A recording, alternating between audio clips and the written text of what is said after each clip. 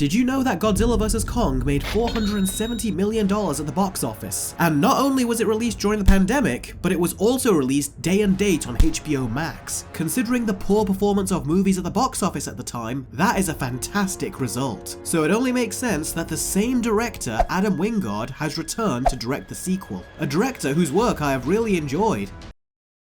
Mostly enjoyed. So, we now have 2 Godzilla vs. Kong movies. You heard me, I said 2. And now we are about to find out which of the 2 Godzilla and Kong movies is superior. Let the battle commence.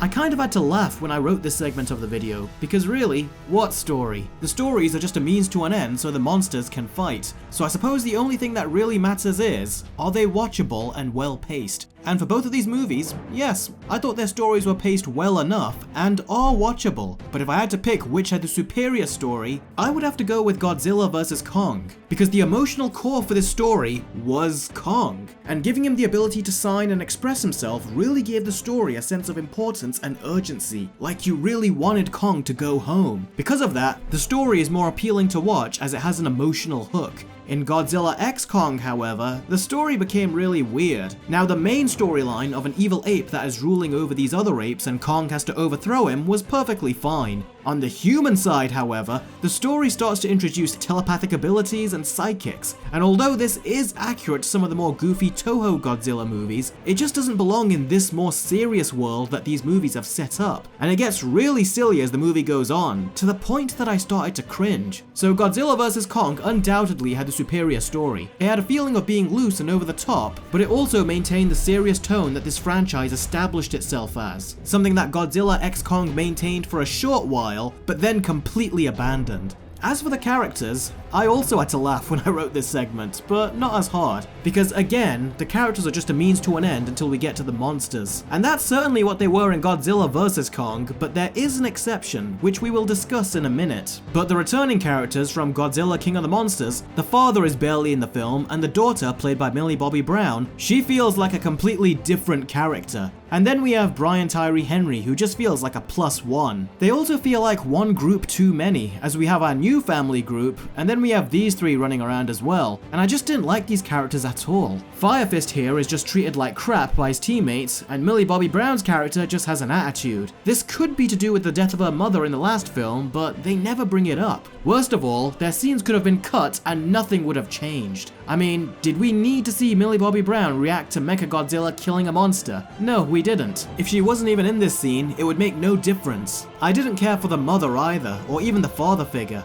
As for Godzilla X Kong, the characters really chew the scenery in this one. Everything is super over the top. Even Brian Tyree Henry's character is more over the top than he was in the last film. And to put it into context how over the top the characters can get in this film, there's this one guy who is kind of an ass, who suddenly turns into a complete ass at the last second, just so the movie can kill him and have us feel like he deserved it. That's the level of craziness we are dealing with the characters here. The best character in the movie is Dan Stevens, who plays Trapper. Nothing stands out about him, but the actor is doing a lot to inject this guy with a fun personality. And the relationship between the scientist and little girl was okay in the first movie, but it felt so generic and formulaic in the second film, and I really just couldn't care less about it. I think the reason is because it felt more earnestly written in the first film, whereas it felt kind of manipulative in the second film. Like it's trying to throw in some drama so it can tick a checkbox, and although their relationship was mediocre in the first movie, it didn't feel like a checkbox as much. Now, I said there was one exception that Godzilla vs. Kong had with its characters, and that is the relationship between the little girl and Kong. Now don't worry, Kong hasn't decided to go younger. We don't need to make any calls to Chris Hansen.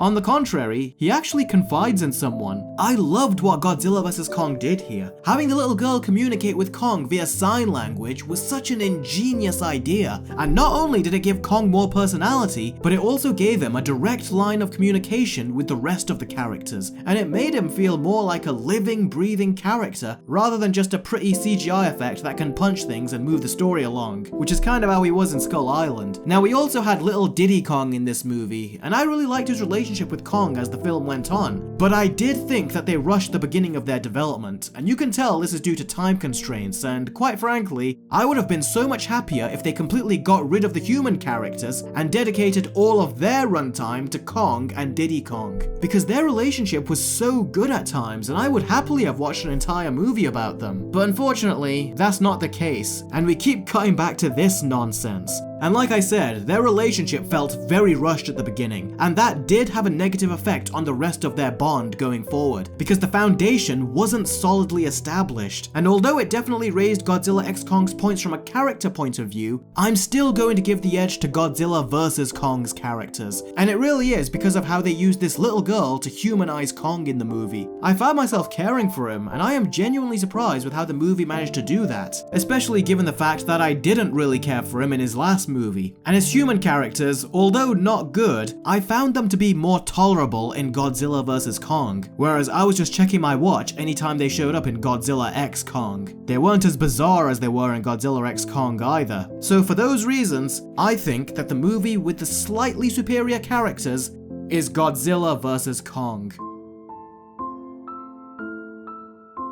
Now the action is what these movies are really about. In fact, if you search for scenes of these movies on YouTube, the only results that will come up are the monster battles. You will be very hard pressed to find any human-only scenes, and I loved the action in Godzilla vs. Kong. The battles between the two were the most creative, and best of all, you could see the fights clearly and the battles were not interrupted with constant cutaways to the human characters. And these fights were so much fun to watch. I loved watching Kong constantly try to stop Godzilla from using his atomic breath. There were even certain moves where they turned into street fights, and it just gives you everything you would want from a fight between these two. And I especially loved how downright dirty these fights would become. But no one fought dirty like Mechagodzilla. I said this in my previous Godzilla and Kong vs video, but Mechagodzilla was beating the crap out of Godzilla so bad that it started looking like Godzilla was getting bullied at the school playground. And then eventually seeing Kong team up with him to take Mechagodzilla down was so awesome too. Even Godzilla was surprised when Kong showed up to help him. The great thing that Godzilla vs. Kong did as well is that it actually gave us a winner. Kong won round 1 with Godzilla, but then Godzilla got back up for round 2 and defeated Kong. And interestingly, in Godzilla X Kong, the two have a rematch and it's Kong that beats Godzilla.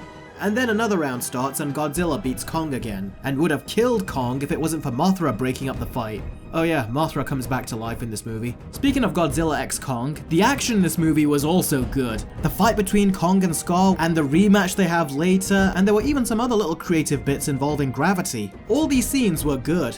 And that's about it. Honestly, whereas Godzilla vs. Kong threw everything into the action scenes, I couldn't help but feel like the director for that film was exhausted when he made this film. It's like he executed all his best ideas in that first movie and had only his leftover notes for Godzilla X Kong. Because although the action was fun and had short bursts of creativity, I thought it all just paled in comparison to the action in the first film. And the action sequences felt quite limited in their runtime. Not only that, but the CGI looked more fake this time round. Godzilla vs. Kong had a budget of $155 to $200 million, and Godzilla X Kong has a budget of $135 million. And they did very well with that budget, don't get me wrong, like I was genuinely impressed, but the downgrade is definitely noticeable when compared to the first film. The monsters look more cartoony and less realistic. They often look blurry around the edges and less detailed. And I really did feel like I was watching lesser action scenes in this movie. Whilst Versus felt like a huge feast with its action scenes, X just felt like leftovers. Even his final battle I found to be nowhere near as good as the final battle with Mechagodzilla. Even Godzilla and Kong's rematch was so lackluster and forgettable here. And whereas I came out remembering the action scenes in Godzilla vs. Kong, I very quickly forgot about them in Godzilla X Kong. So the movie with the far superior action is Godzilla vs. Kong. Godzilla vs. Kong has Mecha Dork over here as the main villain, who eventually gets replaced by the real villain of the movie, Mechagodzilla. And the Godzilla fandom was super happy to see this, because Mechagodzilla is a classic monster from the Toho Godzilla movies, although interestingly, most of the movie spends time building him up. As a matter of fact, when all is said and done, he only really shows up for the movie's climax. But in that short amount of time, he makes one heck of an impression. From the scene where he takes control of himself, to the way he beats beats the living shit out of Godzilla like a school bully, there is a surprising amount of personality that comes through, and he posed a real serious foil for Godzilla. Not so much Kong, but definitely Godzilla. In fact, if it wasn't for Kong, Godzilla actually would have died, and I loved every second he was on screen. Moving on, in Godzilla X Kong, we have an original monster called Scar. Who? Scar. Who's got a scar? No, it's his uncle. The monkey's his uncle? No! Now, going by the trailers, I thought he was a very weak and lame looking villain, but seeing him in the movie, I actually thought he was pretty cool. He's not just a mindless monster that destroys stuff, he's actually got some character to him, and there is a pretty cool rivalry between him and Kong, and he can be a real petty bitch when he wants to as well.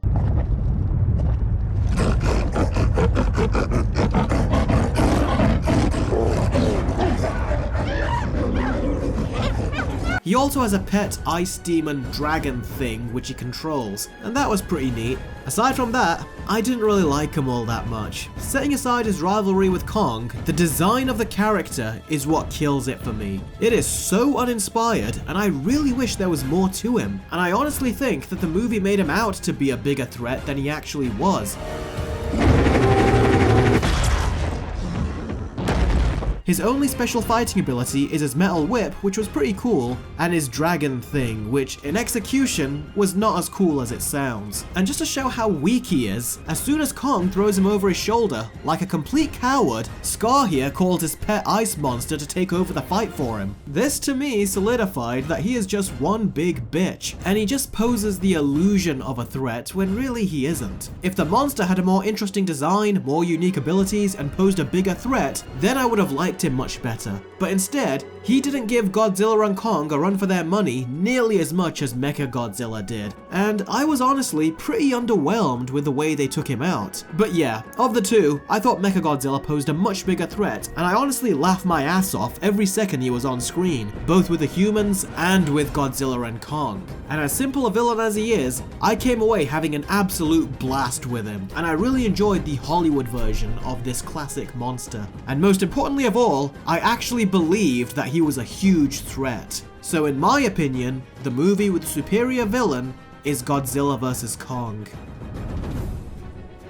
I was actually quite surprised at how one-sided the battle between these two movies ended up, and I went in with no preconceived notions about either of them, except that they wouldn't match up to Godzilla -1. I mean, Godzilla vs. Kong is so perfect an idea for a big fun Hollywood blockbuster. These monsters are iconic in pop culture, and bringing them together was an inspired idea, and the first movie really took advantage of it. So well in fact, that it left pretty much nothing for the sequel. Overall, Godzilla X Kong gave me nothing that I didn't already get from Godzilla vs. Kong. The two being in that movie felt like an event, but the two in this movie just felt like a contractual obligation. And whereas I was enamored to see them on screen together in the first film, I just found myself bored with seeing them in the sequel, and just felt like I was going through the motions. It's time for the scores. Godzilla vs. Kong gets a low 7 out of 10, and Godzilla X Kong, if it was just about the monsters, I would give it a 6. But when you throw in all the human stuff, which was just insufferable,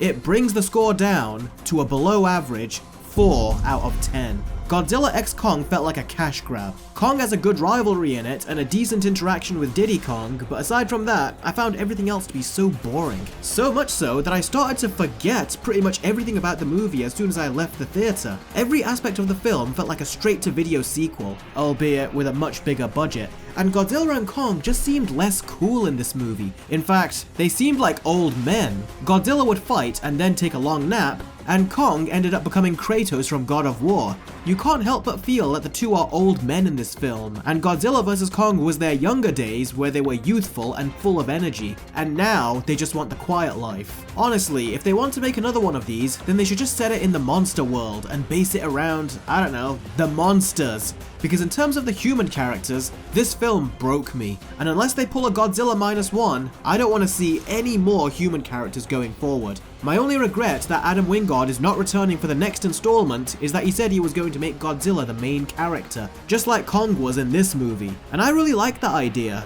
But at the same time, maybe it's a good thing that he left, because you could tell that he was running on fumes with this movie, which is exactly how I feel about this Godzilla vs. Kong franchise right now. It is in desperate need for a reinvention. Either that, or just make a movie where Godzilla and Kong fight all of Godzilla's classic monsters in one big, epic movie. Overall, Godzilla vs. Kong is the far superior movie. It has creative action sequences, gives Kong a more compelling and complete story, tolerable human characters, and it also has a more coherent tone with just the right amount of over-the-top sequences and a touch of emotional depth, which made for an all-round, more enjoyable film. And while Godzilla X Kong had its moments, it ultimately falls way short in comparison, making Godzilla vs. Kong the superior movie.